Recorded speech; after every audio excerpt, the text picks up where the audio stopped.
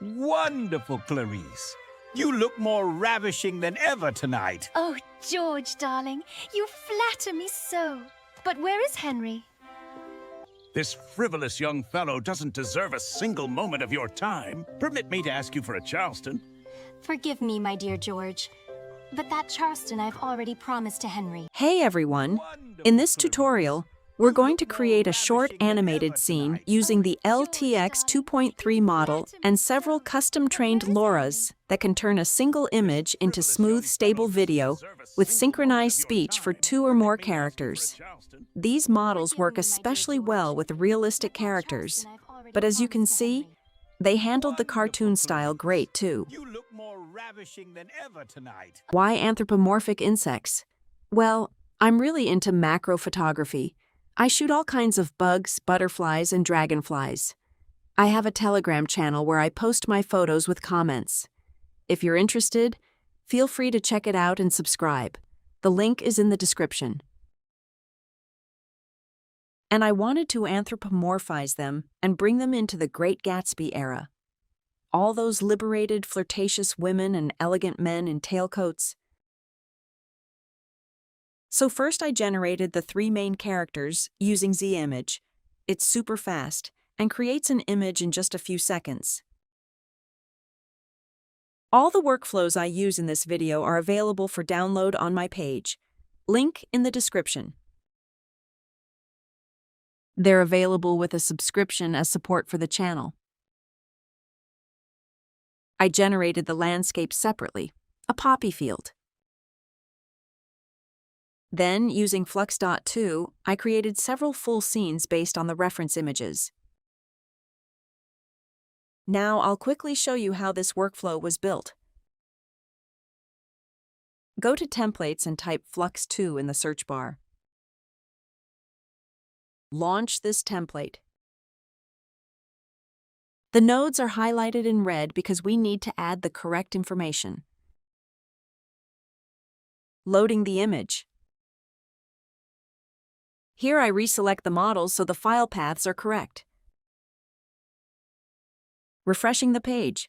Now everything displays without errors. The developers updated this workflow and made it nested. Clicking the icon in the top right corner takes us inside the subgraph. Clicking the tab to go back out. For clarity, I'll convert it to a single-level workflow. Right-click on the icon and select Unpack Subgraph. Now all our nodes are on the same level. I'll clean it up a bit. So this workflow uses a single reference image. But I need to generate a scene based on at least 3 images. Right now I'm interested in the reference latent node. It's connected from Flux Guidance. And from it goes to the basic guider node.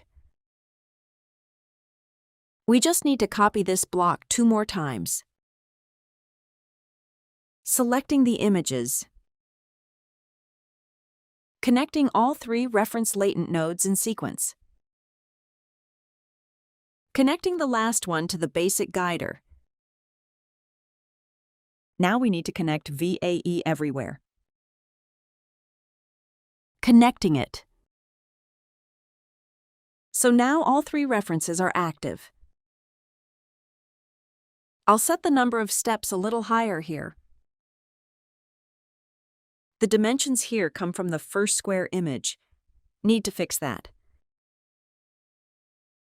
Reconnecting.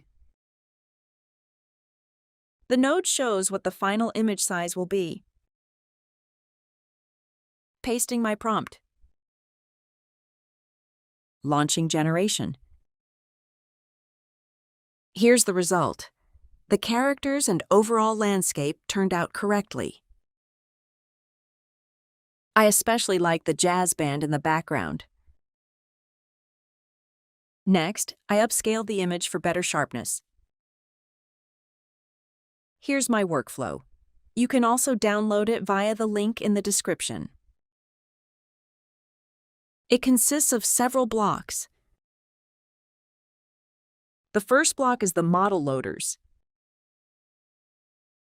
The main model. I'm using it in GGUF format.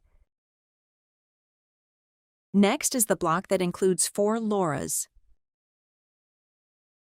Soft Enhanced Style. LoRA makes the video softer, cleaner, and more aesthetic. It improves detail, smooths artifacts, makes colors prettier and more natural, and adds a slight cinematic feel and refinement.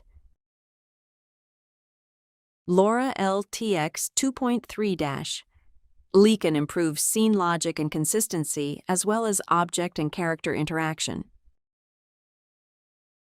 OmniNFT LoRA greatly improves audio-video synchronization, lip sync, and overall motion stability and quality. IC-LoRA Dual Character significantly improves stability of 2 characters in one scene, helping maintain their appearance and identity during movement and camera angle changes.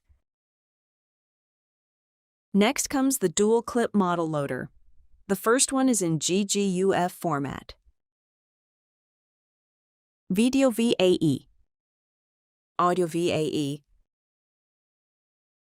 and the latent upscale model. I assigned variables to all models because they will be connected to different nodes throughout the workflow. And so I don't have to drag long, messy lines.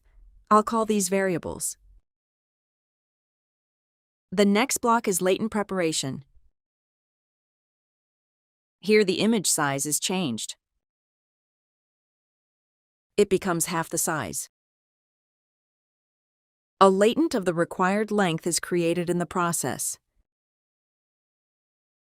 Below, the video parameters are set: video length, frames per second, etc. Even lower, an empty audio latent is created. This is in case you don't have a ready audio track and want the model to generate sound itself.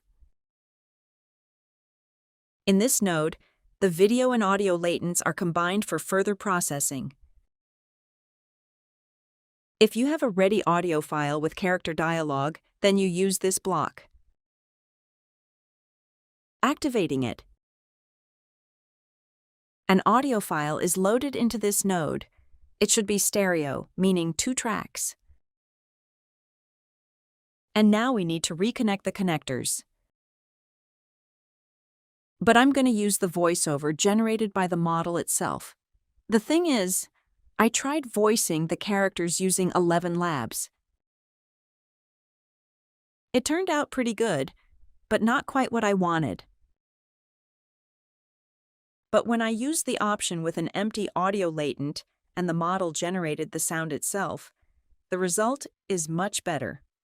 I think it's because the program sees the whole picture, the characters, the scene, the cartoon style, and it generates voices and intonations based on that. So in this node, the video and audio latents are combined and the process continues. To the first sampling. But first, the prompt block. It consists of the global prompt and a more detailed scene description. In the global prompt, we describe the general things: what's in the scene, the style, the mood. Here we describe the characters in detail. For me, it's a graceful anthropomorphic butterfly girl with large iridescent wings and an important handsome anthropomorphic beetle gentleman with shiny brown elytra on his back. In prompt relay encode, we describe each scene. I have one scene, but there can be several. Since there's dialogue in my scene, the program needs to understand the characters well, so the description should be detailed and clear. Negative prompt. And a very important NAG node. It's responsible for preventing weird subtitle-like gibberish from appearing in the video. If there's a lot of direct speech in the prompt, the model tries to render it as subtitles too. This node disables that process. Next comes the first sampling. It's a standard set of nodes, so I won't go into detail here. The result of the first generation is a rough video. Than ever tonight. Oh, George, darling. You flatter me so. But where is Henry? Wonderful, Clarice. You look more It has lower resolution and less detail, but you can already see what the final result will look like. Second sampling and upscale. Here more attention is paid to fine details, voices sound more natural, facial expressions and movements are more alive. And finally, the frames are packed into an MP4. In the end, we get this final video. Wonderful, Clarice.